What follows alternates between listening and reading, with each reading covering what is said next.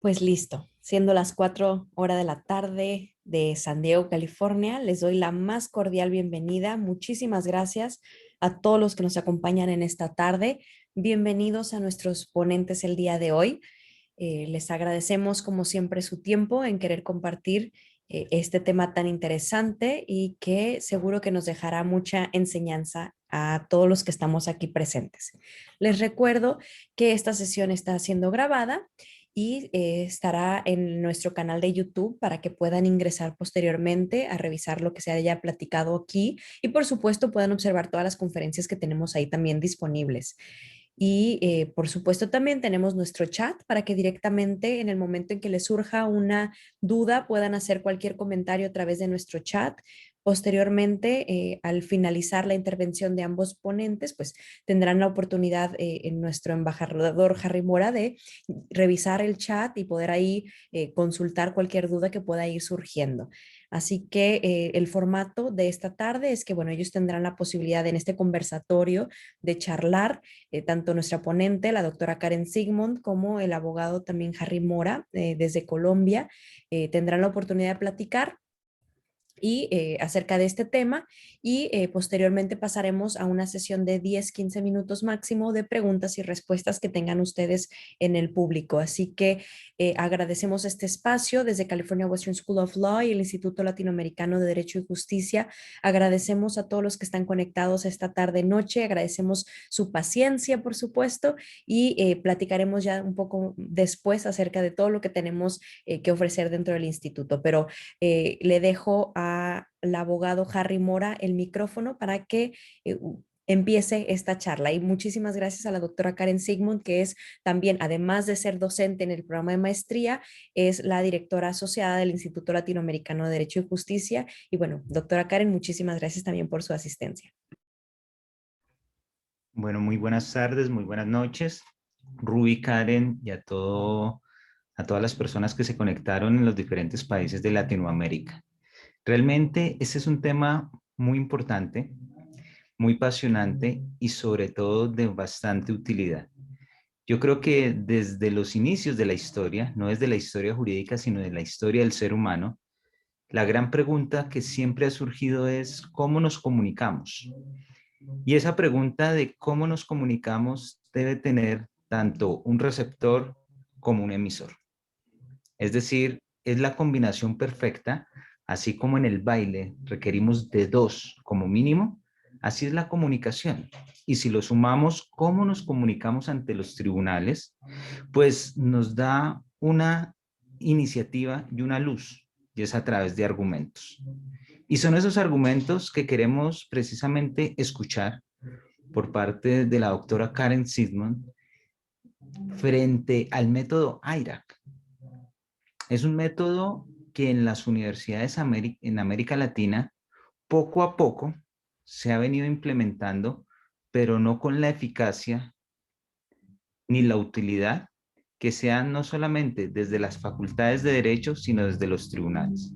Entonces, mi primera pregunta, doctora Karen, es, ¿qué significa el método IRAC? Bueno, antes que nada, muchísimas gracias por esta oportunidad para platicar con ustedes. Rubí, muchas gracias. Harry, muchas gracias por invitarme esta tarde y gracias por la pregunta. Es importante resaltar antes que empecemos a hablar específicamente de este método del sistema Common Law y por qué es tan importante tener un método, una herramienta en el sistema Common Law para poder organizar, resumir y después usarlo de diferentes maneras el sistema IRAC. Para dar respuesta a la pregunta, IRAC es Issue, Rule, Analysis, Conclusion. Y voy a describir cada una de esas partes un poquito más adelante. Pero sí me gustaría compartir con ustedes una presentación muy breve, unas láminas para ir resaltando algunas cosas que considero deben ser el antecedente para ya hablar específicamente de la metodología.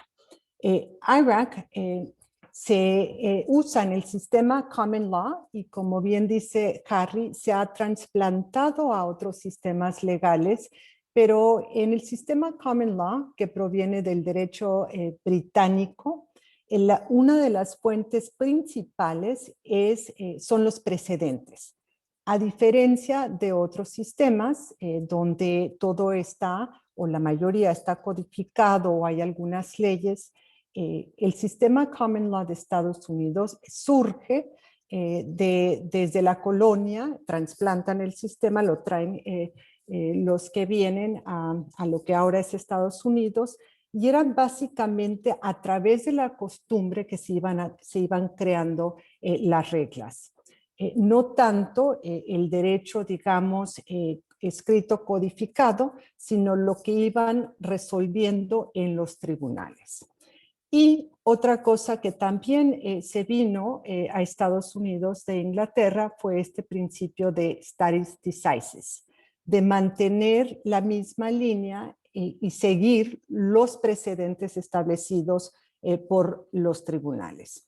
Entonces, si estamos hablando de la creación de derecho a través de casos, puede llegar a ser muy complicado estar siguiendo las decisiones de los tribunales, las decisiones de lo que después, ya que se estableció en lo que ahora es Estados Unidos con su constitución, de la Suprema Corte de Estados Unidos. Y en esta nueva estructura dentro de Estados Unidos, que como sabemos, se creó, esta estructura se establece en la Constitución de 1787, se habla de una estructura de tres poderes, donde hay pesos y contrapesos, pero también se van creando unas estructuras a nivel estatal. Entonces, si agregamos el hecho de que los abogados deben de seguir y aprender y saber y actualizarse sobre los códigos y qué es lo que está sucediendo en todas las leyes escritas, pero además seguir las decisiones, los precedentes que van estableciendo tanto la Suprema Corte a nivel federal como la máxima corte en cada uno de los estados, pues entonces tenemos que seguir muchísimos casos en un sistema Common Law. Entonces se va creando una metodología para tratar de estructurar y poder consultar de una manera rápida estos precedentes, que realmente es derecho en un sistema de Common Law, donde se va creando la jurisprudencia a través de estas opiniones que se deben de aplicar, y como abogado uno tiene que estar muy al pendiente de qué está sucediendo tanto al nivel de la Suprema Corte de Estados Unidos como de la Corte Suprema en cada uno de los estados. Entonces, esto es un poquito diferente de lo que sucede en otros lugares, porque el Common Law requiere de eso, requiere de estar siguiendo los casos que van estableciendo el derecho. Entonces, IRAC es una manera de organizar todo esto. Y como he mencionado, la jurisprudencia en un sistema Common Law es una fuente primaria del derecho, y los abogados tienen que estar constantemente estudiando las decisiones. Entonces, este IRAC, y se los estoy compartiendo para que podamos ver que es una estructura fundamental de razonamiento, una manera igual de resumir, de analizar, de escribir, y es algo que usamos en todo momento, desde el estudio, desde el primer día que entramos a estudiar Derecho en Estados Unidos, se empieza a tratar de estructurar el pensamiento de los alumnos en una forma donde puedan usar esta estructura de IRAC, que habla de identificar cuáles son los hechos ante un conflicto, cuál es la litis, cuál es el conflicto. Ese es issue en inglés, el problema que hay que resolver. La regla, y aquí, como he mencionado, en Common Law estamos hablando de la regla que podemos ver escrita en alguna ley, algún código, en la Constitución, en alguna enmienda de la Constitución, pero también esa regla puede ser un caso. Entonces, vemos la regla que se va a aplicar ante el conflicto que tenemos y cómo ha sido analizado por la jurisprudencia establecida por la Suprema Corte y la conclusión. Entonces, esta es una estructura que queremos que nuestros alumnos aprendan para poder identificar lo más importante, lo relevante en términos de los hechos, el tema a resolver, la regla que se va a aplicar o que se haya aplicado anteriormente, cómo la Suprema Corte ha analizado y a qué decisión ha llegado en casos anteriores y después a poder aplicar todo ese conocimiento al problema que tenemos en este momento. Y con eso, sí, adelante. Voy a dejar de compartir. Y es muy importante lo que acabas de exponer, Karen, porque si sumamos la cultura latinoamericana, que venimos desde una tradición jurídica romano-germánica, donde la legalidad no es el precedente, sino la fuente del derecho es la ley. Entonces, el tener que interpretar la ley y la norma nos tiene que sumar, digamos, otras técnicas de interpretación, una interpretación histórica, una interpretación sistemática, una interpretación de lo que quería el legislador, pero estamos olvidando precisamente a quién, al juez, a las altas cortes, al tribunal, que es quien en definitiva hace un proceso de valoración y de razonamiento.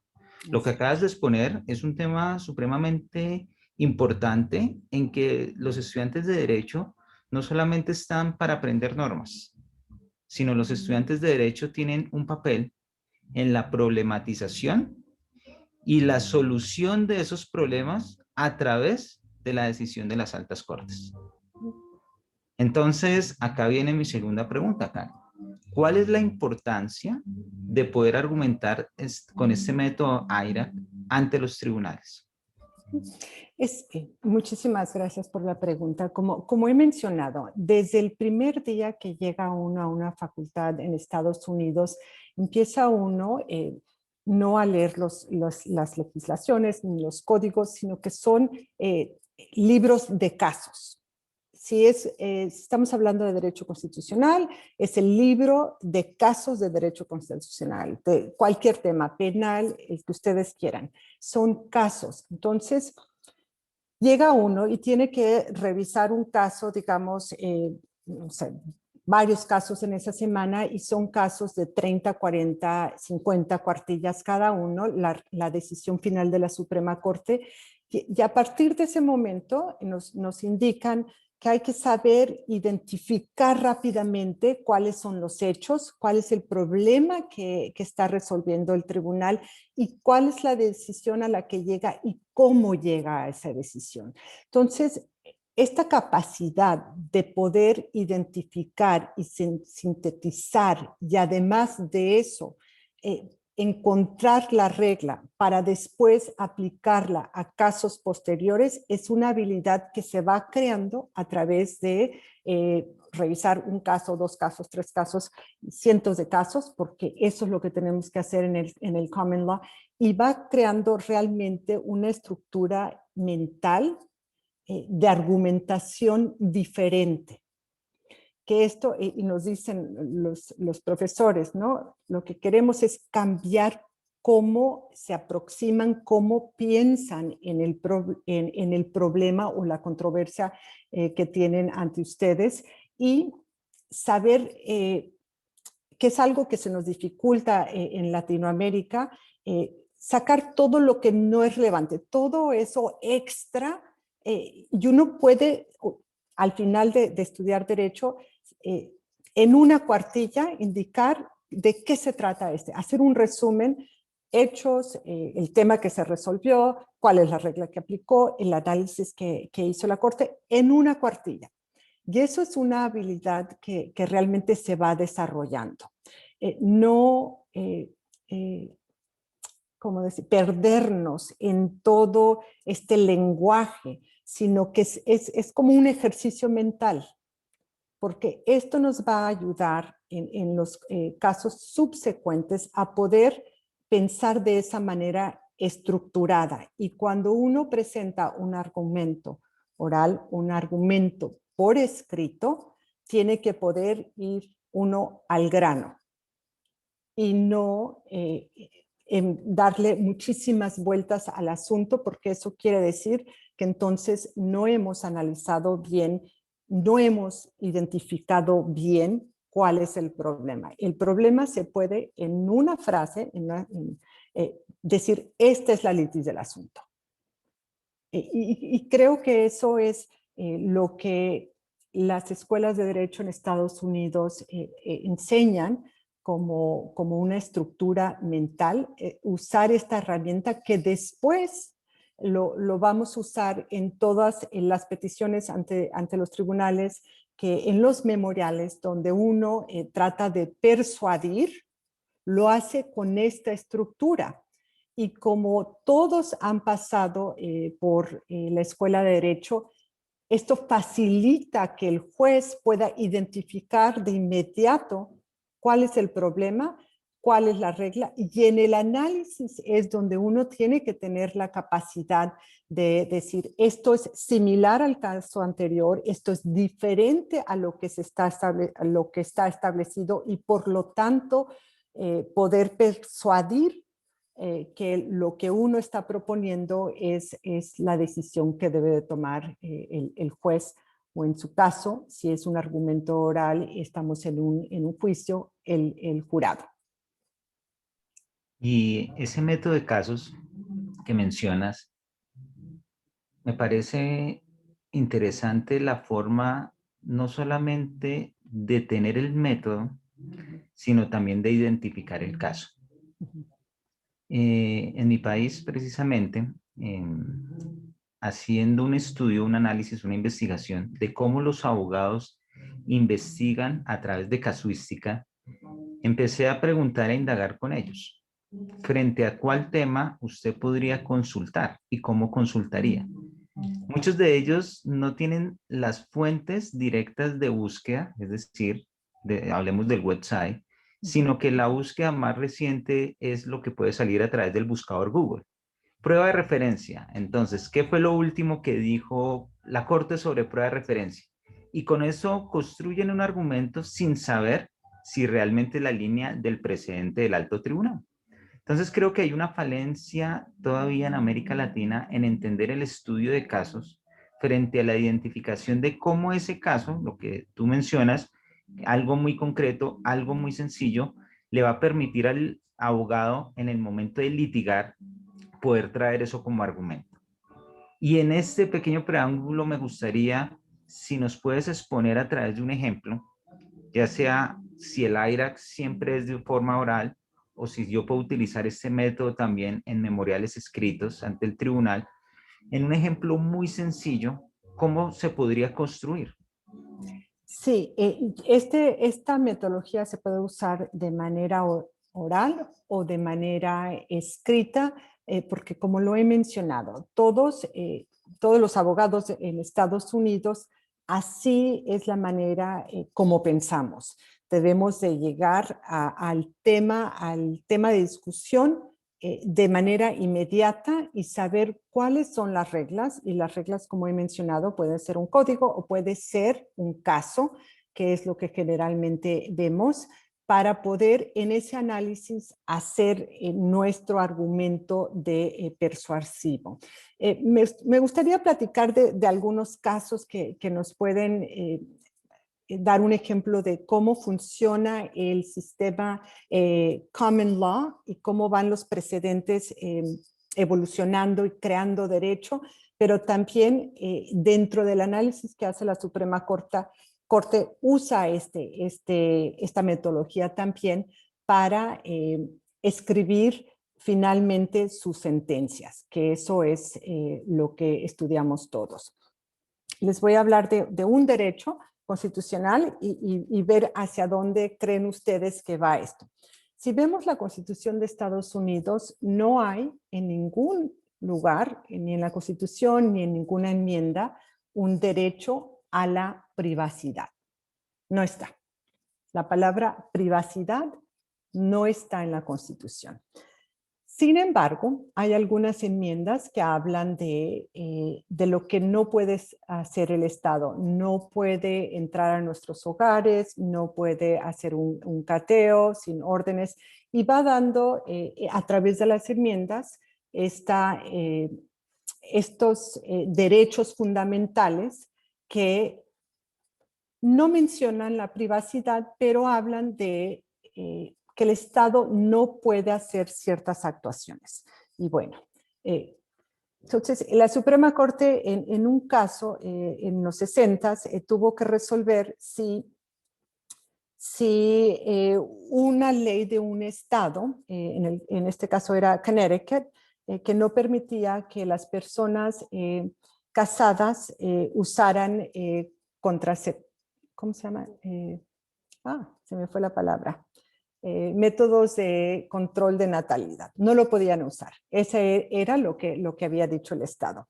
Y entonces cuando llega estos hechos, dicen, bueno, ¿cuál es el tema a resolver? ¿Cuál es la litis? Que si la Constitución, la pregunta ante la Suprema Corte es si la Constitución hablaba de un derecho a la privacidad, porque este era un tema de una ley que interviene en decisiones que toma una pareja. La Suprema Corte en su decisión, y generalmente como estructuran las decisiones, es que nos hablan primero de cuáles son los antecedentes, qué sucedió en cada una de las etapas previas, y después igual la Suprema Corte en su decisión menciona cuál es el issue, cuál es el tema a resolver, y nos dice que si la pregunta que tiene que resolver es si hay un derecho a la privacidad. La regla, y es aquí donde la Suprema Corte, porque una decisión de la Suprema Corte tiene esta misma metodología. La regla, cuando dicen cuál es la regla, sí, en la Constitución no está el derecho a la privacidad, en las enmiendas no está el derecho a la privacidad, pero ve precedentes, decisiones anteriores, donde se empieza a mencionar que el Estado no puede intervenir en decisiones sobre asuntos de la familia. Entonces, decide y a través del análisis va desarrollando lo que es el derecho a la privacidad en el caso un caso que se llama Griswold. Y llega a la conclusión que las diferentes enmiendas, la 1, la 3, 4, la 9, habla de cómo el Estado no puede intervenir.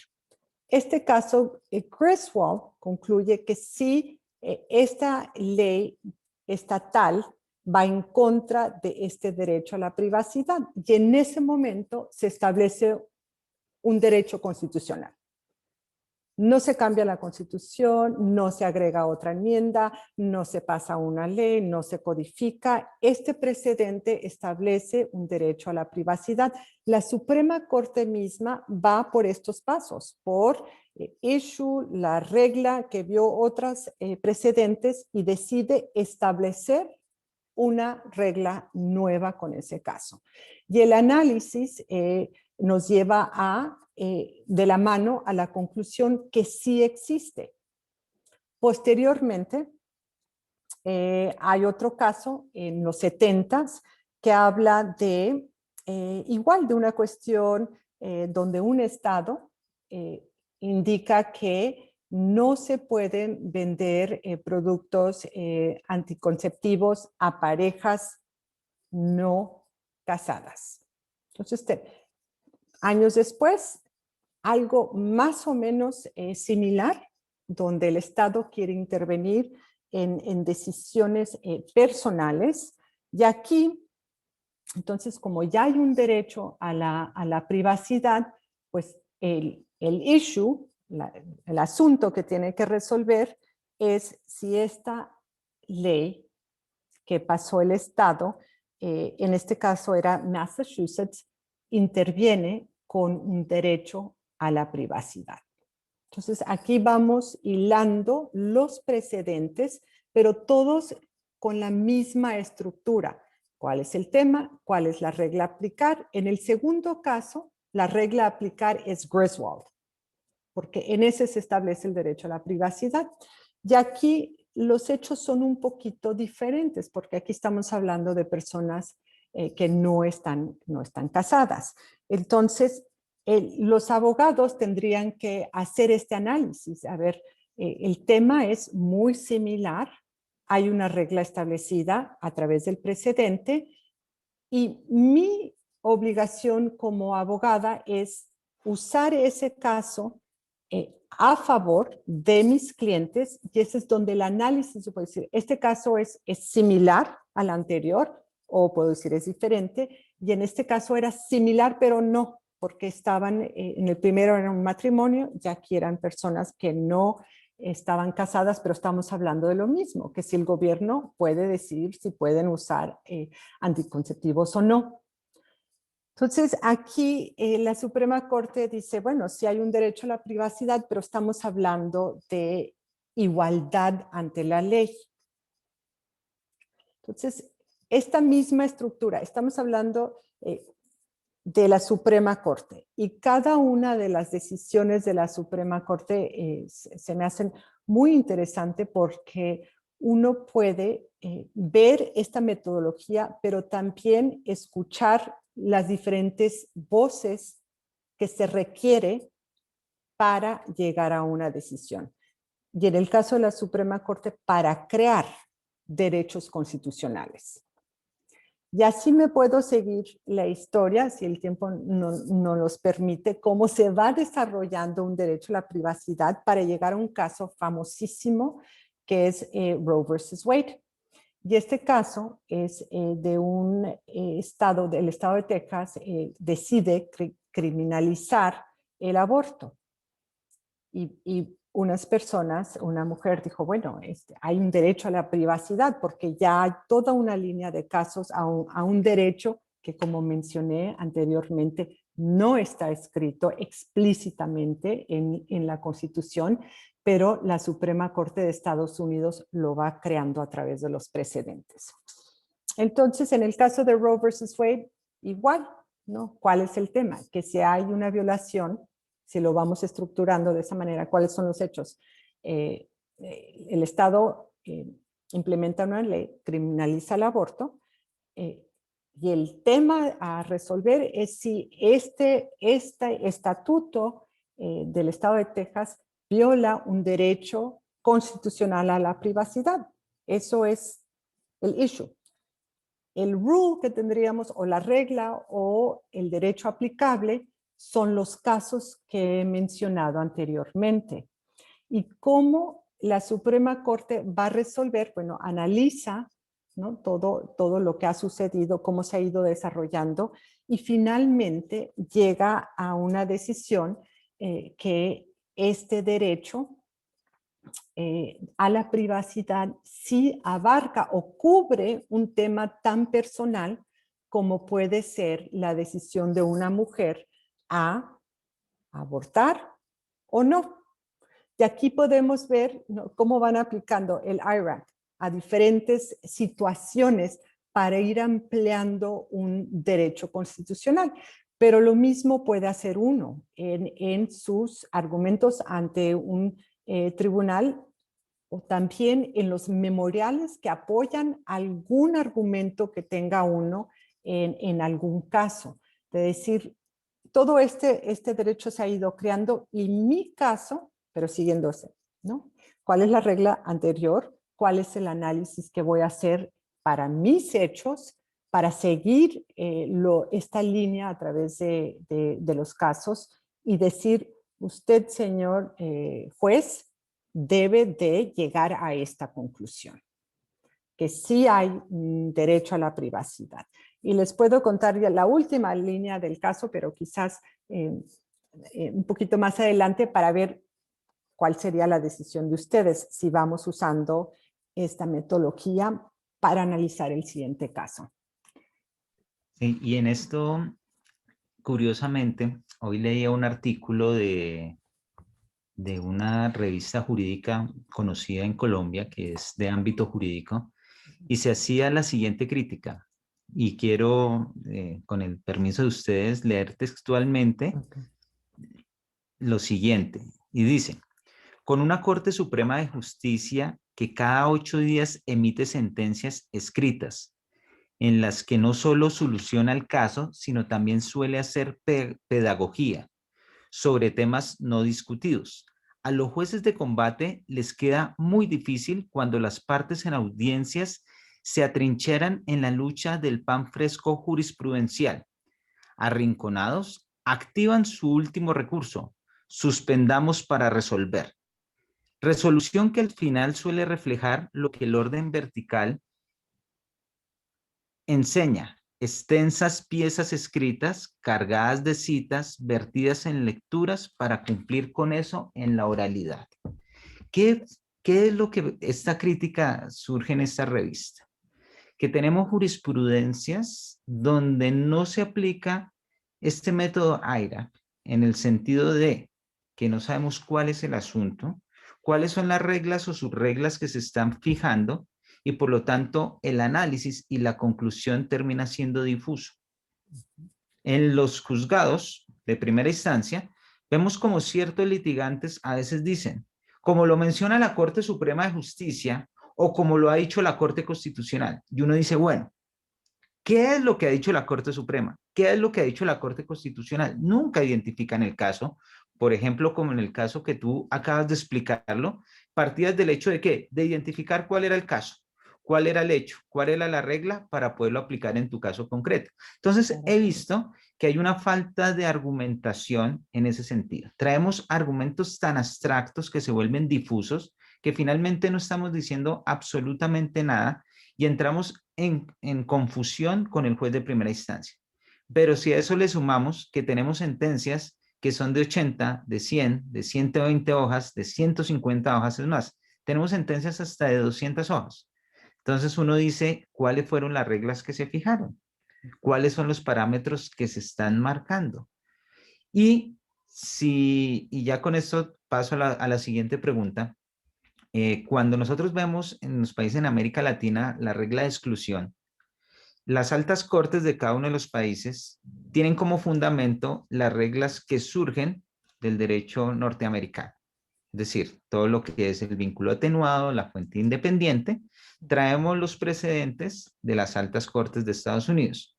Pero cuando se va a aplicar la solución del caso en concreto, se toma el precedente de Estados Unidos, pero la solución del caso se toma frente a la decisión de un tribunal español. Entonces volvemos al punto.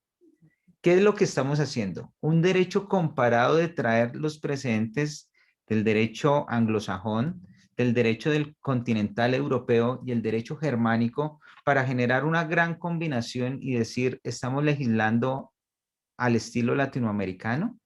Y acá entonces es la última pregunta, Karen.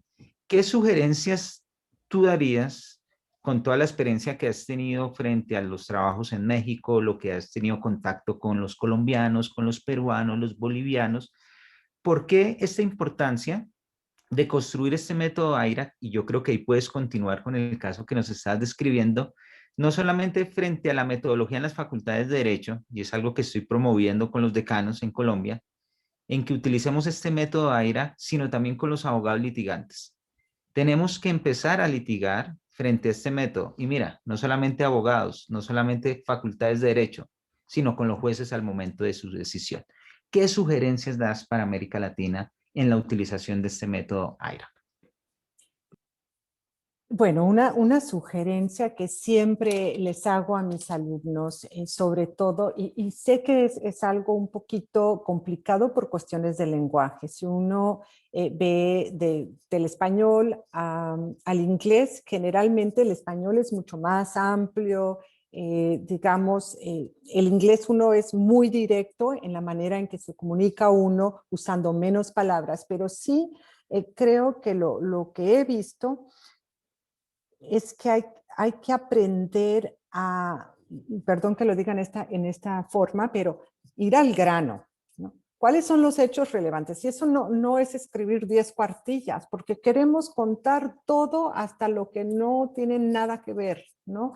Para la decisión que se va a tomar. Entonces, ir al grano, ser breves, ser directos en la manera en la cual se escriben, porque lo que hace IRAC, que funciona tanto en los tribunales, escuelas de derecho y se ve en las decisiones, es que todos podemos identificar cuál es la litis y a lo mejor la regla que se establece si estamos hablando de un caso anterior, el análisis y en la Facultad de Derecho siempre dicen, pues sí, debes de poder identificar. La regla todos lo sabemos, pero esa capacidad de analizar, de tomar el precedente anterior, aplicarlo y hacerlo de una manera muy concreta, no es fácil. No es fácil, como acabas de mencionar, que quizás sea una decisión de 50, 200 cuartillas y decir, ¿cuál es el resumen? ¿Cuál es la regla que se establece para su aplicación en casos posteriores? Entonces, eso, tratar de ser lo más concreto, lo más fácil de poder identificar, leer eso que está estableciendo el tribunal, en las decisiones que se están tomando, creo que es donde hay mucho trabajo por hacer en otros países, de poder simplificar y hablar de una manera o escribir de una manera sencilla, clara, directa, sin darle tanta vuelta al asunto que suele suceder cuando hablamos en español. Y esto es una cuestión, uno, del lenguaje y dos, de estructura mental ante el análisis de un problema. Y como lo mencionaba hace un momentito, ya después de leer un caso, 2, 3, cientos de casos, uno empieza a pensar de esta manera. A ver, vamos al grano. ¿Cuál es el tema a discutir? La regla que tengo que aplicar y cómo puedo usar los precedentes o la legislación para resolver esto, para llegar a una conclusión. Y conforme uno lo va haciendo más, ¿no? Entre más lo hace, más lo practica, se vuelve un ejercicio mucho más fácil y creo que esto ayudaría mucho para que los abogados puedan, bueno, ¿qué es lo que está resolviendo el tribunal en este caso? Si todos empezamos a estructurar de esa manera, es mucho más fácil para todos. Pero entonces sí, simplificar, estructurar, para que todos hablemos el mismo idioma en términos de cómo se analiza un caso. Sería quizás la recomendación. Y sé que no es fácil. No es fácil decir, hay que hablar de una manera, escribir de una manera sencilla, estructurada, aplicando los hechos al derecho, bien fundamentado, y en nuestro caso con el uso de precedentes, toma tiempo y toma práctica. Sí, y yo creo que el hecho de poder generar buenos argumentos en su estructuración también va a generar una calidad al momento de la decisión judicial. Es decir, me pongo en el papel de juez, no de litigante. Dos litigantes que estructuren bien sus argumentos a través de los casos puntuales que la misma corte ha desarrollado y ha resuelto, yo creo que eso es un placer para el juez poder escuchar unos buenos argumentos.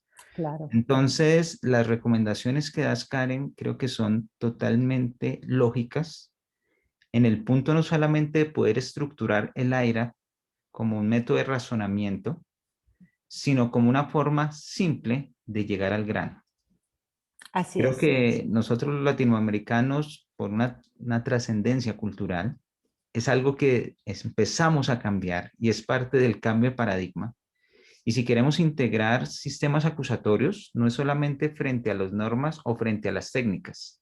Siempre se dice, es que el interrogatorio se hace de una forma, el contrainterrogatorio de otro, sino en el método de ¿qué? De análisis. Así es. Entonces, creo que con esto, y eran los objetivos, Ruby, de que podamos hablarle a la comunidad latinoamericana de estos temas puntuales para seguir desarrollándolos. Obviamente, este era un conversatorio donde este tema, a través de California Western School of Law, pues la idea es de profundizarlo, que todos se animen a decir, bueno, yo quiero hacer ese análisis como Karen, quiero poderlo traer a mi país como lo hace Harry y podamos seguir construyendo una cultura jurídica a través del razonamiento simple, lógico y al grano. Entonces, Ruby, Karen, les agradezco por haberme invitado y al grupo creo que ahorita si se animan a hacer algún tipo de preguntas, pero te dejo el uso de la palabra Ruby o Karen. Muchísimas. Muchísimas gracias. Ay, No, perdón. muchísimas gracias. Iba a decir lo mismo, Carly, por las preguntas y por este espacio. Realmente para nosotros es un gusto siempre platicar con la audiencia, pero bueno, justo el abogado Harry ha dicho lo muy importante para nosotros. Queremos invitarlos a que conozcan un poco más este sistema, esta forma de comunicarnos y bueno, lo hacemos a través del programa de maestría. Dentro del programa tenemos un enfoque específico de hablar de este tema al menos 5 meses, 4 meses, donde la profesora Karen junto con otros profesores tienen la clase de estructura de redacción jurídica como tal, pero esto se aplica en todo el programa porque cuando termina esa parte, todos los profesores esperan que los estudiantes escriban de esta forma, ¿no? Entonces, este proceso de un año de no nada más aprender y enfocarse a saber cómo se escribe, sino el practicar clase tras clase cómo se debe de escribir esta lógica de escritura, pues por supuesto, perdón, pues por supuesto que ayuda muchísimo a enseñar estas técnicas. Así que los invitamos, perdón, la invitación es para que todo aquel que esté interesado en conocer un poco más en cómo se utiliza este método, cómo se aplica, les invitamos a que ingresen al programa de maestría en Derecho con especialización en litigación oral. Saludos a algunos egresados de nosotros que veo por aquí. Saludos al abogado Hugo Boto y bueno, por ahí vi a algunos a Gino, muchísimas gracias por estar aquí con nosotros escuchándonos, es un placer siempre saludarlos. La invitación queda por supuesto para que ingresen al programa de maestría o si no a los programas de acceso a capacitación que bueno, si bien son programas cortos, también buscamos en una semana, algunos días, tratar de transmitir los temas más interesantes de litigación oral y técnicas de litigación, por supuesto, o en este caso tenemos pronto, también ahora en el verano, los temas de inglés jurídico, que también la doctora Karen estará impartiendo por ahí el módulo 1 de inglés jurídico en el mes de agosto, por si estuvieran interesados. Bueno, todos los que están aquí conectados tienen mi correo electrónico en caso de que tengan más dudas. Por supuesto, los invitamos a que participen en este tipo de conversatorios. Tendremos próximamente ya en junio saldrá la invitación para todas las nuevas conferencias que tendremos en junio, así que estaremos esperando por aquí nos acompañen en esta tarde noche, dependiendo de su uso horario. Así que les agradezco. Gracias, Cristian, también está por aquí. Sí, lo propondremos, un curso específico también de IRAC. Muchas gracias, Cristian, si no mal recuerdo, de Ecuador. Muchas gracias por estar aquí con nosotros. El correo electrónico, con placer, lo pongo en el chat ahora mismo. Es ranaya@cwsl.edu y es del correo del que les mandé la invitación a esta sesión. Ahí pueden hacerme preguntas acerca de los programas que tenemos de capacitación, el programa de maestría. También les podemos poner aquí la página de la maestría, que es maestría.cwsl.edu. Ahí les dejo la página de maestría. Y bueno, no me queda más que agradecer su paciencia, su atención. Muchísimas gracias. Saludos a Guanajuato, a Ecuador, a Colombia y bueno, a todos los lugares de los que nos escuchan. Como siempre, un placer. Muy bonita noche. Hasta luego a todos.